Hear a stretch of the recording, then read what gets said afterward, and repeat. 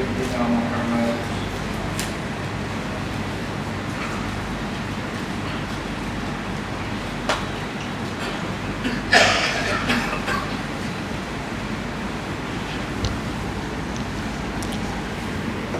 السلام عليكم ورحمة الله وبركاته.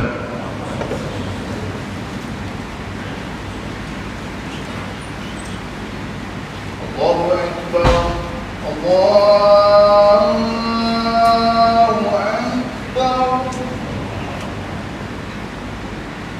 الله أكبر. الله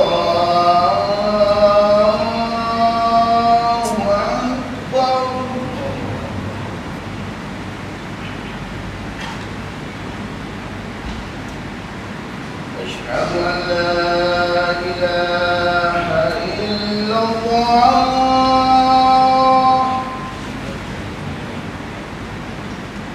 أشهد أن لا إله إلا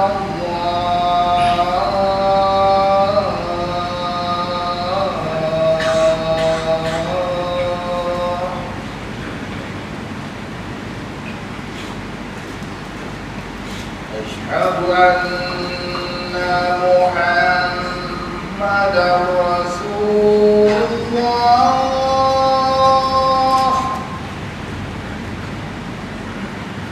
أشهد أن محمدا رسول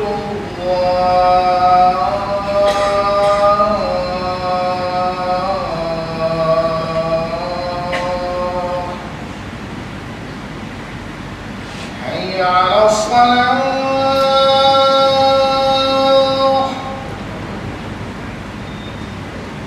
حي على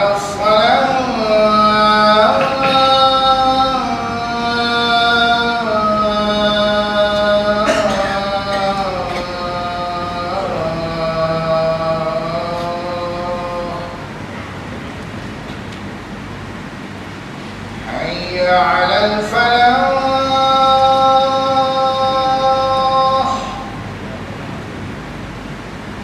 حي على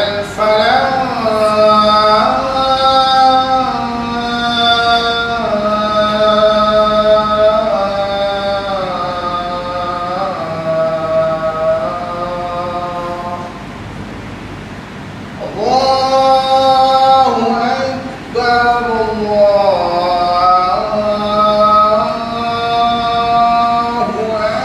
أكبر. لا إله إلا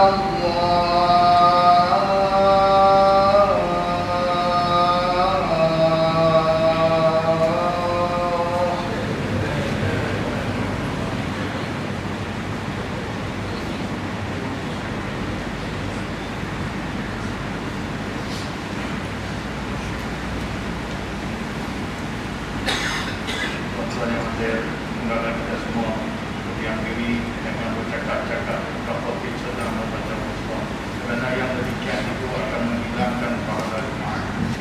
Kata Rasulullah SAW, "Idza qulta li sahibi wal imam yaqum yaumal Jumaat muslim faqad dapat rawahu Bukhari wa Muslim an Abi Hurairah radhiyallahu anhu."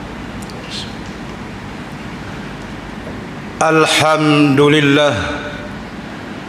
الحمد لله الذي خلق الموت والحياة ليبلوكم أيكم أحسن عملا. أشهد أن لا إله إلا الله وحده لا شريك له، وأشهد أن سيدنا محمدا عبده ورسوله.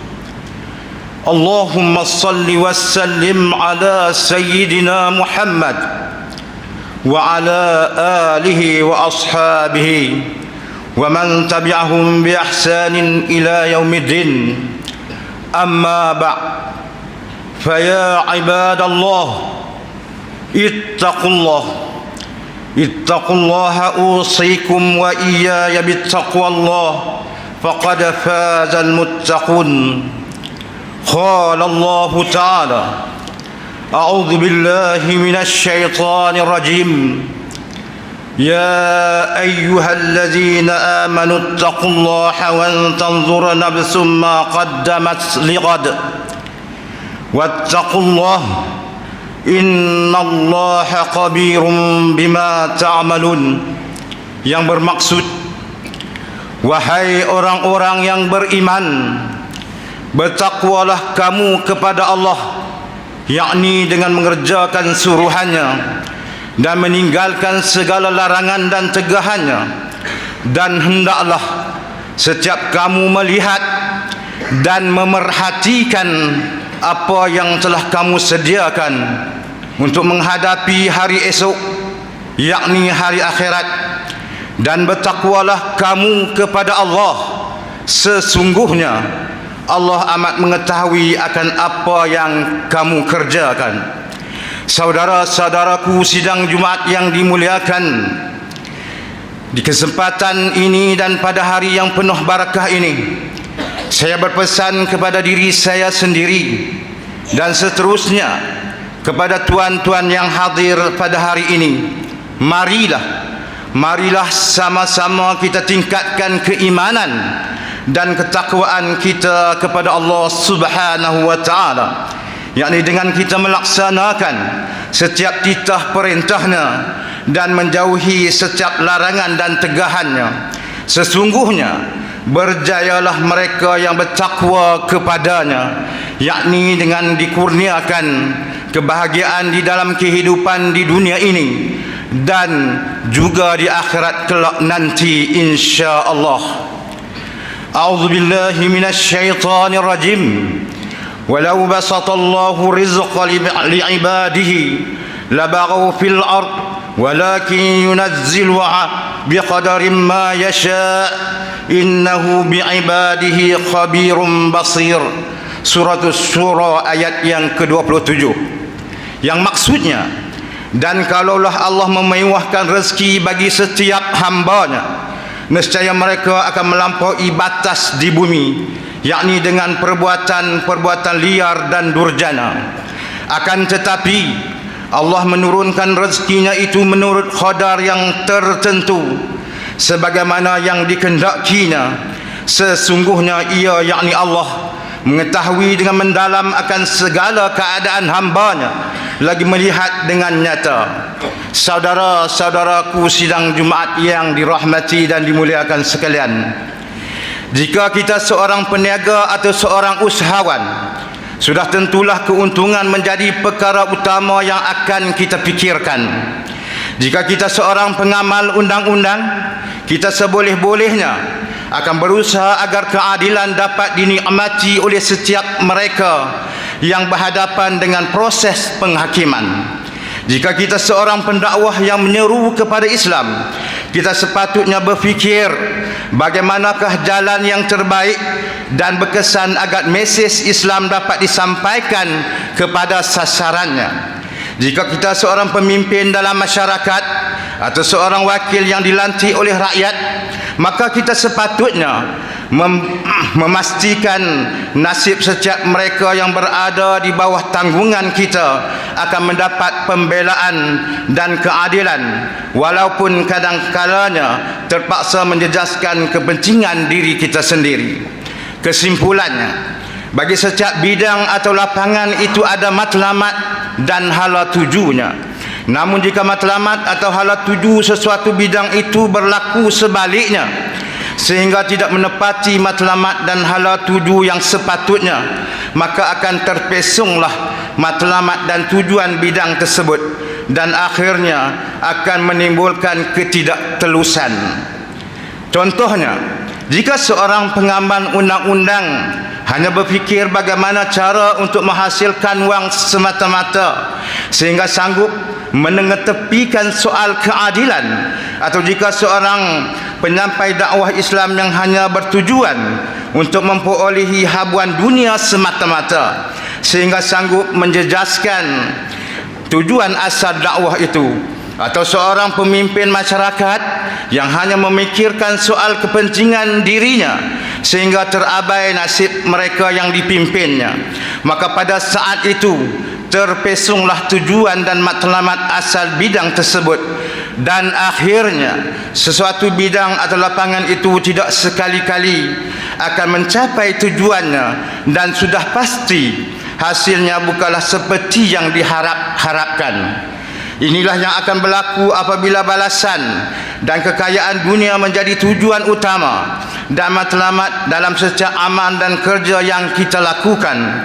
Sebuah hadis yang diriwayatkan oleh Imam Al-Bukhari dan Muslim, sabda Nabi sallallahu alaihi wasallam yang bermaksud, demi Allah, bukan kefakiran yang aku bimbang menimpa kamu, tetapi aku bimbang jika dibentangkan kepada kamu kemewahan di dunia, seperti mana dibentangkan kepada mereka yang terdahulu daripada kamu, yakni umat-umat yang telah lalu. Lalu kamu bersaing dan bercakaran sesama kamu untuk mendapatkannya seperti mana mereka, yakni umat-umat terdahulu bersaing. Lantas dunia itu akan memusnahkan kamu seperti mana ia telah memusnahkan mereka, yakni umat-umat yang terdahulu. Saudara-saudaraku sidang Jumaat yang dirahmati dan dimuliakan sekalian, Islam tidak mengajar kita untuk hidup dalam kefakiran. Sebab itulah diperintahkan kepada kita agar rajin berusaha dan bekerja untuk mencari rezeki serta habuan dunia mengikut jalan dan cara yang betul. Dan dalam masa yang sama juga, kita yang diberikan sedikit kesenangan dan kelapangan di dalam kehidupan ini, agar membantu golongan-golongan fakir dan miskin. Namun apa yang dilarang oleh Islam ialah keutamaan kepada harta dunia yang hanya bersifat sementara, sehingga kita sanggup mengambil dan merampas sesuatu yang bukan hak kita. Apabila sifat tamak telah menguasai diri, manusia akan bersaing dan bercakaran sesama sendiri, sehingga kadang-kadang sampai ke peringkat sanggup bunuh-membunuh, jatuh-menjatuh dan tumbang-menumbang. Orang yang dihinggapi penyakit tamak ini akan sanggup mempertaruhkan maruahnya, harga diri dan juga amanah yang diberikan kepadanya. Bahkan mungkin sanggup membunuh hanya semata-mata kerana ketamakan kepada habuan dan kekayaan dunia. Siapa yang tidak ingin kesenangan dunia? Tetapi biarlah kesenangan dunia yang kita perolehi adalah melalui jalan yang betul, agar kesenangan dunia yang kita kecapi pada hari ini tidak bertukar menjadi beban kepada kita di akhirat kelak nanti. Saudara-saudaraku sidang Jumaat yang dirahmati dan dimuliakan sekalian, mengubati atau membasmi kefakiran sebenarnya lebih mudah daripada mengubati ketamakan. Penyakit kefakiran juga hanyalah khusus untuk yang tidak berharta dan miskin sahaja, sementara penyakit tamak boleh menimpa sesiapa sahaja, tidak kira yang kaya maupun yang miskin, yang bergelar jutawan atau yang berada dalam kefakiran. Hampir semua orang yang fakir ingin keluar dari kepompong kefakirannya. Namun orang yang dihinggapi penyakit tamak adalah amat sukar untuk diubati sakitnya. Saudara-saudaraku sidang Jumaat yang dirahmati dan dimuliakan sekalian, Islam bukanlah agama yang entikan harta kekayaan. Bahkan Islam menyeru penganutnya agar rajin bekerja dan berusaha mencari rezeki. Namun apa yang dimusuhi oleh Islam ialah ketamakan kepada harta dunia yang juga menjadi punca kepada musnahnya umat-umat yang terdahulu. Kita dituntut bertebaran di atas muka bumi Allah ini untuk mencari rezeki dan habuan masing-masing, seperti mana yang dijelaskan melalui firman Allah Subhanahu wa taala di dalam surah Jumaah ayat 9 dan 10. A'udzu billahi minasy syaithanir rajim. Ya ayyuhalladzina amanu idza nudiya lis-salati min yaumil jumu'ah fas'au ila dzikrillahi wa zarul bay'. Dzalikum khairul lakum in kuntum ta'lamun. Fa idza qudiyatis salatu fantasiru fil ardi wabtaghu min fadlillah wazkurullaha katsiran la'allakum tuflihun, yang bermaksud, wahai orang-orang yang beriman, apabila diseru azan untuk mengerjakan salat pada hari Jumaat, maka segeralah kamu pergi untuk mengingati Allah, yakni dengan mengerjakan salat Jumaat, dan tinggalkanlah berjual beli pada saat itu. Yang demikian adalah baik bagi kamu jika kamu mengetahui hakikat yang sebenarnya. Kemudian setelah selesai solat Jumaat, maka bertebaranlah kamu di muka bumi Allah ini untuk menjalankan urusan masing-masing, dan carilah limpah kurniaan Allah, karena serta ingatlah akan Allah banyak-banyak dalam segala keadaan, supaya kamu berjaya di dalam kehidupan dunia dan di akhirat. Dalam ayat ini juga menunjukkan kepada kita bahawa hari Jumaat bukanlah sepatutnya dijadikan alasan untuk kita menutup perniagaan atau urusan kerja yang lain sepanjang hari.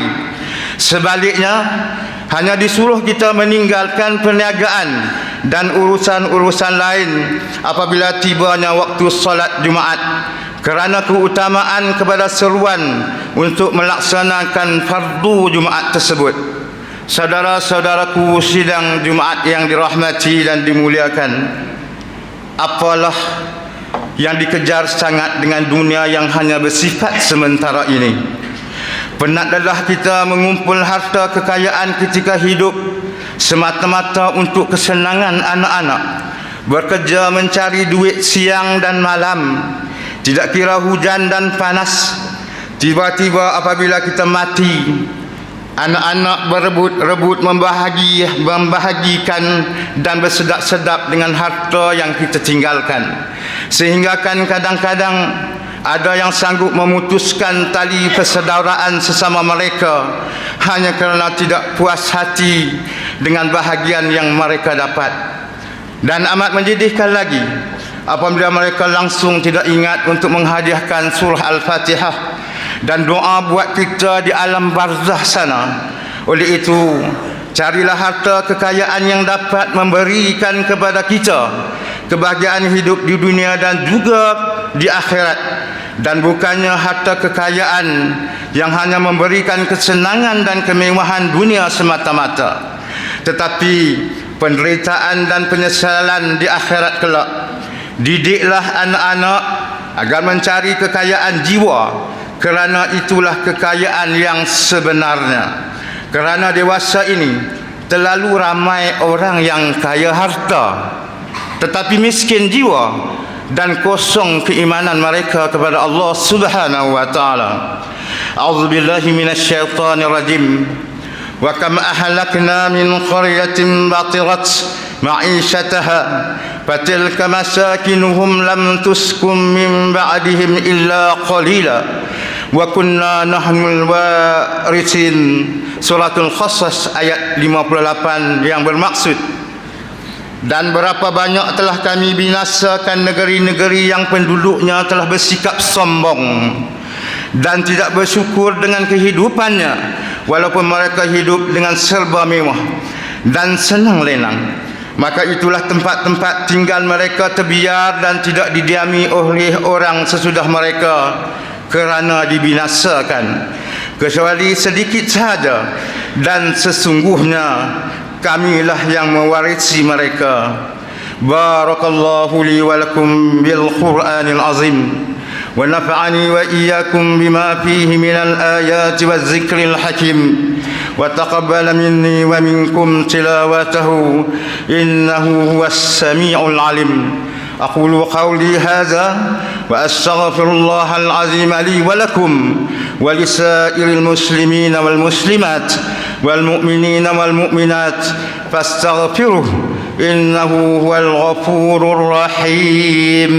اللهم صل وسلم على سيدنا محمد وعلى آله وصحبه وبارك وسلم.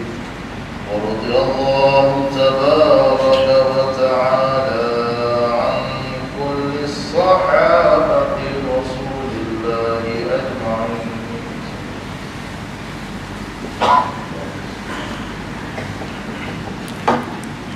الحمد لله حمدا كثيرا كما أمر. أشهد أن لا إله إلا الله وحده لا شريك له، وأشهد أن سيدنا محمدا عبده ورسوله. اللهم صل وسلم على سيدنا محمد المنذر من الضلالة والجهالة إلى نور الحق والإيمان والهدى، وعلى آله وأصحابه الذين هم قدوتنا ولهم الفضل على جميع الأمة إلى يوم الخارعة. أما بعد، فيا عباد الله، فإني أوصيكم ونفسي بتقوى الله العلي العظيم، فاتقوا لعلكم تفلحون. اتقوا الله من سماع اللقو وفضول الخبر، وانتهوا عما نهاكم عنه وزجر. فقال الله تعالى: أعوذ بالله من الشيطان الرجيم، يا أيها الذين آمنوا اتقوا الله ولتنظر نفس ما قدمت لغد واتقوا الله إن الله خبير بما تعملون. واعلموا أن الله أمركم بأمر عظيم، أمركم بالصلاة والسلام على نبيه الكريم. فقال الله تعالى: إن الله وملائكته يصلون على النبي يا أيها الذين آمنوا صلوا عليه وسلموا تسليما. اللهم صل وسلم على سيدنا محمد وعلى آله وأصحابه أجمعين، ورضى اللهم عن الخلفاء الراشدين ساداتنا أبي بكر وعمر وعثمان وعلي، وعن بقية الصحابة والقرابة والتابعين ومن تبعهم بإحسان إلى يوم الدين. اللهم اغفر للمسلمين والمسلمات والمؤمنين والمؤمنات الأحياء منهم والأموات، إنك سميع قريب مجيب الدعوات يا قاضي الحاجات يا رب العالمين. اللهم اجعل هذا البلد آمنا مطمئنا. اللهم أصلح أئمتنا وولاة أمورنا، واشمل اللهم بعنايتك وتوفيقك جلالة الملك مولانا الأمين الكريم السلطان صلاح الدين ابن مرحوم سلطان Badlisyah, وولي عهده duli yang teramat mulia Tunku Syarafuddin Badlisyah ibni Sultan Salahuddin wa jami'al usratil malakiyah. Allahumma وفقهم للسداد وأصلح بهم العباد والبلاد، واجعل التقوى لهم خير ذات، إنك رؤوف رحيم جواد يا لطيفا بالعباد يا أرحم الراحمين. عباد الله، إن الله يأمر بالعدل والإحسان وإيتاء ذي القربى وينهى عن الفحشاء والمنكر والبغي يعظكم لعلكم تذكرون. فاذكروا الله العظيم يذكركم، واشكروه نعمه يزدكم، واسألوه من فضله يعطيكم، ولذكر الله أكبر والله يعلم ما تصنعون. أقم الصلاة.